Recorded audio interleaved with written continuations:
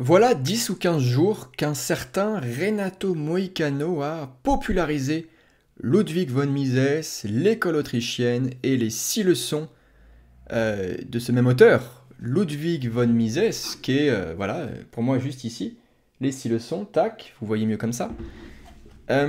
Et c'est très intéressant.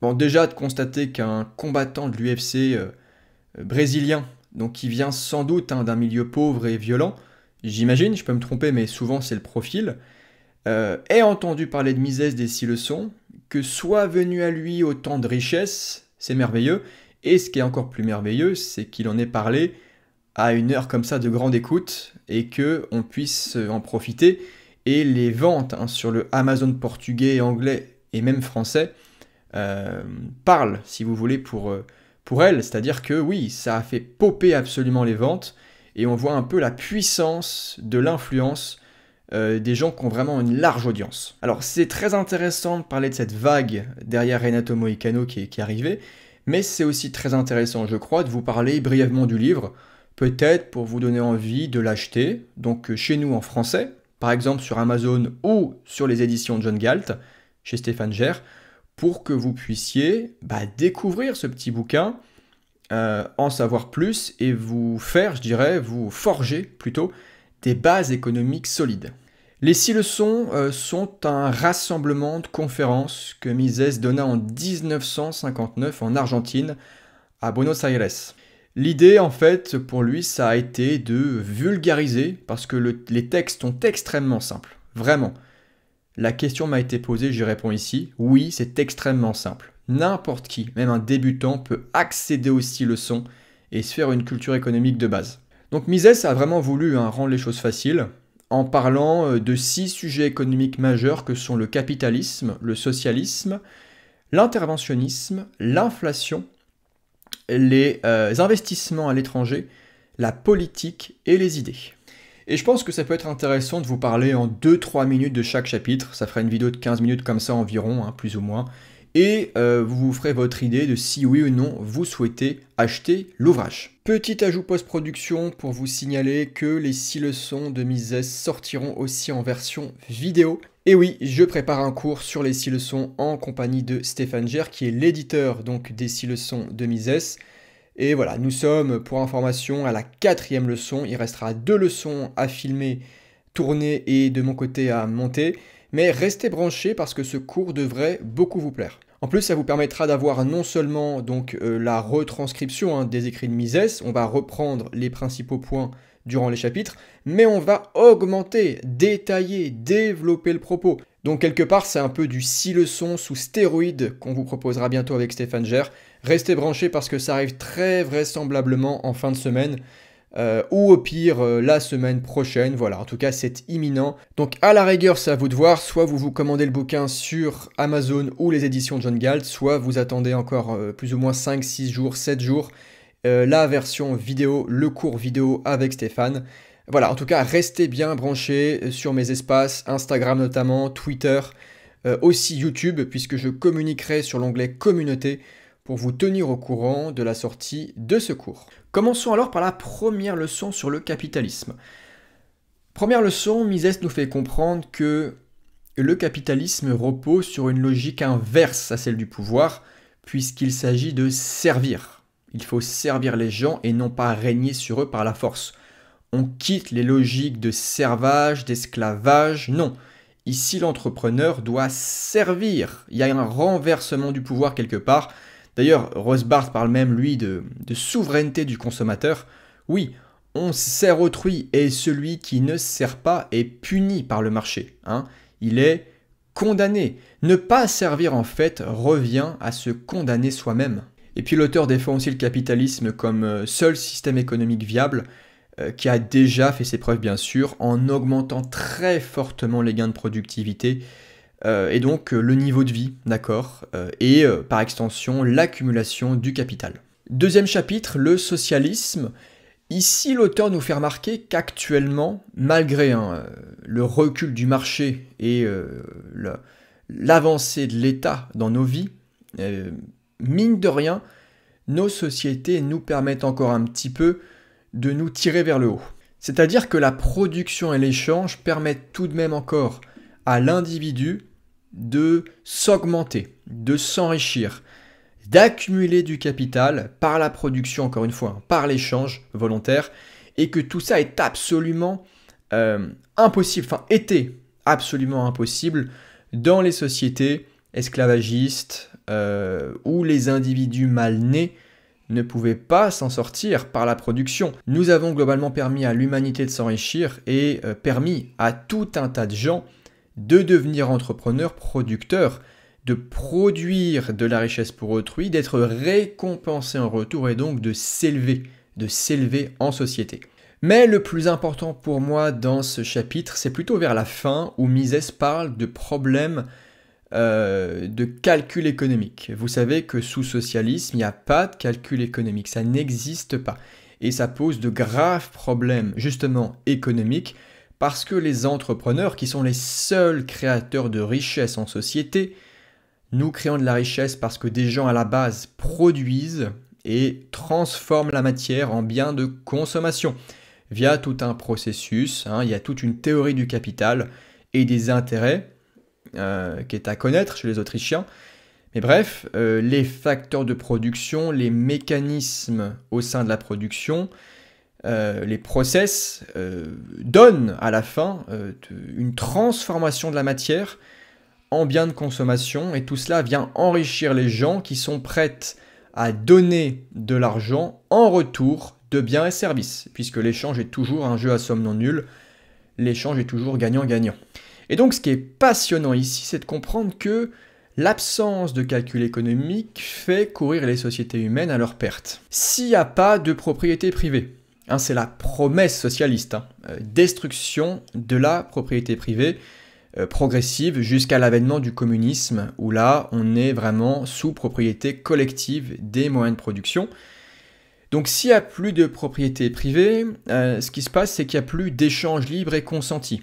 D'accord, l'individu ne peut plus prendre l'initiative de l'échange, échanger ce qu'il a contre autre chose, soit de l'argent, soit des biens, selon là où il se place, producteur ou consommateur. Il n'y a plus ça. S'il n'y a plus d'échange, il n'y a plus de formation des prix libres. Il n'y a plus de loi d'offre et de la demande qui peut s'exprimer librement. Bon. Sauf que s'il n'y a plus de prix libre, il n'y a plus non plus de calcul économique, on y revient. Mais s'il n'y a plus de calcul économique, ça veut dire que les entrepreneurs ne savent plus ce qui est économiquement avantageux. Ils ne savent plus ce qu'il faut produire et pour qui le produire. Et donc, l'allocation des ressources ne peut pas se faire, et donc même les besoins les plus importants, les plus évidents, notamment physiologiques, le fait de se nourrir, de se loger, même ces besoins-là deviennent insatisfaits, d'où le phénomène de pénurie terrifiant qu'il y a pu avoir sous socialisme, et les files d'attente à non plus finir. Bah ouais, forcément, il n'y a plus de calcul économique, les entrepreneurs ne peuvent plus estimer ce qu'il faut faire. Mais juste avant d'aller plus loin, je vous encourage à rejoindre absolument mon média privé sur Substack, le lien est en description. Sur Substack, vous bénéficiez de mes contenus les plus riches, les plus longs, les plus variés, les plus intéressants. Si vraiment vous souhaitez vous former au principe de la liberté, aller plus loin, passez de l'autre côté. Pour le moment, c'est 5 € par mois ou 50 € par an. Je pense que les prix tendront à augmenter parce que je mise sur une augmentation de la demande.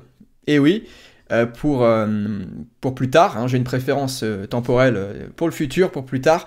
J'imagine donc que ça montera en puissance parce que le libertarianisme a de très beaux jours devant lui. Donc profitez-en maintenant, 5 € par mois, 50 € par an, à vous de choisir. Donc rejoignez-moi de l'autre côté. Merci à ceux qui soutiennent déjà et qui osent franchir le cap et qui font l'effort d'aller plus loin, de se former et d'arrêter de se faire endormir par le socialisme français. Donc faites comme eux, rejoignez-moi, lien en description et en commentaire épinglé. Leçon 3, c'est l'interventionnisme. La Mises précise que l'État est allé beaucoup trop loin en sortant de ses fonctions régaliennes et en s'intéressant de trop près à toute la vie économique, à toutes les activités économiques des individus. Et dans ce chapitre-là, ce qu'il faut retenir, c'est que globalement, l'État, par ses interventions diverses et variées, vient distordre l'économie, donc aussi les signaux de prix, que cela vient donc aussi nourrir la machine étatique, puisque l'État engendre l'État, les problèmes créés par l'État devraient être solutionnés soi-disant par l'État. En tout cas, c'est comme ça qu'il justifie lui-même sa présence, l'État, hein. Il y a des problèmes, donc je dois intervenir, moi, État. Oui, sauf qu'à la base, c'est un petit peu toi qui l'as créé le problème. Mais bon, c'est comme ça, hein. L'État pense qu'il a la solution aux problèmes qu'il a lui-même générés. Et les solutions finissent par créer des problèmes, qui amènent des solutions, qui amènent des problèmes, etc., etc. L'interventionnisme est sans fin, et l'État vient grignoter petit à petit toute la vie de l'individu, aboutissant à la fin à des contrôles quasi complets de nos réalités sociales. Et quand on parle d'interventionnisme, prenez-le au sens très large, hein, c'est des lois qui s'amoncellent, c'est de la fiscalité en plus, c'est de l'inflation, en veux-tu, en voilà, c'est des signaux de prix qui sont donc forcément faussés, qui ne reflètent plus la rareté, la demande, donc ça provoque aussi des malinvestissements, donc ça appauvrit aussi les gens, ça fait des récessions, enfin des cycles de boom de récession accentués. L'interventionnisme, c'est tout ça à la fin. En termes voilà, de conséquences, c'est absolument monstrueux. Et quand on parle de ce terme-là, prenez-le au sens large, hein. C'est tout ce que l'État fait et qu'il ne devrait pas faire. Et en fait, pour nous Autrichiens et surtout NCAP, l'interventionnisme, c'est absolument tout. Tout. Même le régalien, pour nous NCAP, c'est de l'interventionnisme. Et donc, c'est même un secteur où l'État ne devrait pas être. Leçon 4, c'est l'inflation. Dans cette leçon, Mises discute des causes et des effets de l'inflation qui sont, donc je l'ai dit avant, hein, qui est l'inflation une forme d'interventionnisme. Ce qu'il dit, c'est que le gouvernement produit volontairement, c'est une politique l'inflation, produit volontairement de l'inflation pour mener à bien ses projets, hein, sa planification, ses dépenses. Voilà, tout ce que l'État doit faire aussi pour justifier sa présence. Il faut que l'État fasse des trucs, vous savez. Hein. L'État est obligé de faire des trucs et qui montre aux autres, à moi, à vous, à tout le monde, qui fait des trucs et que ces trucs sont soi-disant nécessaires à notre survie. LOL. Le problème de l'inflation, c'est que ça repose sur une augmentation de la masse monétaire par impression massive de monnaie avec des guillemets bien sûr, et donc que cette augmentation de la masse de monnaie produit une dilution de chaque unité monétaire, donc une dilution de la valeur réelle de la monnaie. Cela correspond donc à une érosion du niveau de vie de l'épargne des individus, et cela va aussi provoquer des distorsions dans les prix et un appauvrissement général. 5e leçon, investissement à l'étranger. Là, Mises fait un peu un plaidoyer pour le fait d'investir à l'étranger, ou même d'être un pays hôte, d'accueillir des investissements à l'étranger. D'ailleurs, c'est même plutôt comme ça qu'il le dit. C'est-à-dire que le fait de recevoir la richesse des autres permet d'apporter du capital, de bâtir de la technologie, des compétences, de créer des emplois.